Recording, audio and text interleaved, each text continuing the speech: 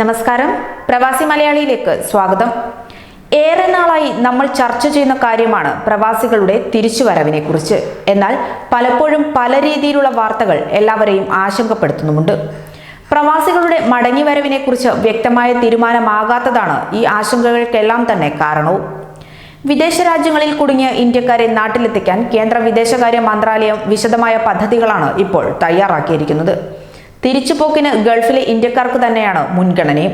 എന്നാൽ ഇന്ത്യയിലെ ലോക്ക്ഡൌണിന് ശേഷം മാത്രമേ മടങ്ങിവരവ് തുടങ്ങൂ എന്നാണ് നിലവിൽ ലഭ്യമാകുന്ന വിവരം. കേന്ദ്ര അംഗീകാരം കിട്ടുന്ന മുറയ്ക്ക് തിരിച്ചു കൊണ്ടുപോകൽ തുടങ്ങുമെന്ന് ക്യാബിനറ്റ് സെക്രട്ടറി സംസ്ഥാനങ്ങളെ കഴിഞ്ഞ ദിവസം അറിയിച്ചിട്ടുണ്ട്. തിരിച്ചുവരുന്നവരിൽ നിന്നും തന്നെ വിമാന ടിക്കറ്റ് തുക ഈടാക്കാനാണ് കേന്ദ്രത്തിന്റെ തീരുമാനം. പ്രവാസികൾ കോവിഡ് നെഗറ്റീവ് സർട്ടിഫിക്കറ്റുകളുമായാണ് വരേണ്ടതെന്ന സുപ്രധാന നിർദ്ദേശവും ഇതോടൊപ്പമുണ്ട്.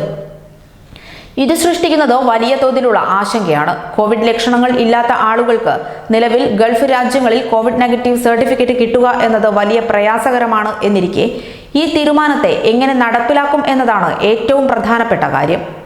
നാട്ടിലെത്തുമ്പോൾ സമ്പർക്ക വിലക്കിന് ക്വാറന്റൈൻ കേന്ദ്രങ്ങളിലേക്കാണോ വീടുകളിലേക്കാണോ പറഞ്ഞു വിടേണ്ടത് എന്ന് തീരുമാനിക്കാനാണ് ഈ സർട്ടിഫിക്കറ്റ് എന്നാണ് സർക്കാർ ഭാഷ്യം. പ്രവാസികളെ തിരിച്ചു കൊണ്ടുപോകാൻ വിമാനങ്ങൾക്ക് പുറമെ നാവികസേന കപ്പൽ ഉപയോഗിക്കാനും നിർദ്ദേശമുണ്ട്. പ്രവാസികൾ ടിക്കറ്റ് എടുക്കുമ്പോൾ തൊട്ടടുത്ത വിമാനത്താവളങ്ങളിലേക്കാണ് എടുക്കേണ്ടത്. സംസ്ഥാനത്തെ 4 വിമാനത്താവളങ്ങളിലും പരിശോധനയ്ക്ക് വിപുല സജ്ജീകരണം ഒരുക്കുമെന്ന് മുഖ്യമന്ത്രി പറയുന്നു. ഇവിടുത്തെ പരിശോധനയിൽ രോഗലക്ഷണമില്ലെങ്കിൽ 14 ദിവസം വീടുകളിൽ നിരീക്ഷണത്തിൽ കഴിയണം. വീടുകളിൽ സൗകര്യമില്ലെങ്കിൽ സർക്കാർ നേരിട്ടൊരുക്കുന്ന നിരീക്ഷണ കേന്ദ്രത്തിൽ കഴിയണം. അധികം കാലതാമസമില്ലാതെ യാത്രാ സൗകര്യം ലഭ്യമാകുമെന്നാണ് പ്രതീക്ഷ. നാട്ടിലെത്തുന്ന പ്രവാസിയെ സ്വീകരിക്കാൻ ആളുകൾ എത്താൻ പാടില്ല. സ്വന്തം വാഹനം വരികയാണെങ്കിൽ ഡ്രൈവർ മാത്രമേ പാടുള്ളൂ. നേരെ വീട്ടിലേക്കു തന്നെ ചെല്ലണം. ആരെയും വഴിയിൽ സന്ദർശിക്കരുത് എന്നും നിർദ്ദേശമുണ്ട്. രോഗലക്ഷണത്തോടെ നിരീക്ഷണ കേന്ദ്രത്തിലേക്ക് പോകേണ്ടി വരുന്നവരെ കൂടുതൽ പരിശോധനയ്ക്ക് വിധേയമാക്കും. ഇവരെ കോവിഡ് ആശുപത്രിയിൽ പ്രവേശിപ്പിക്കും.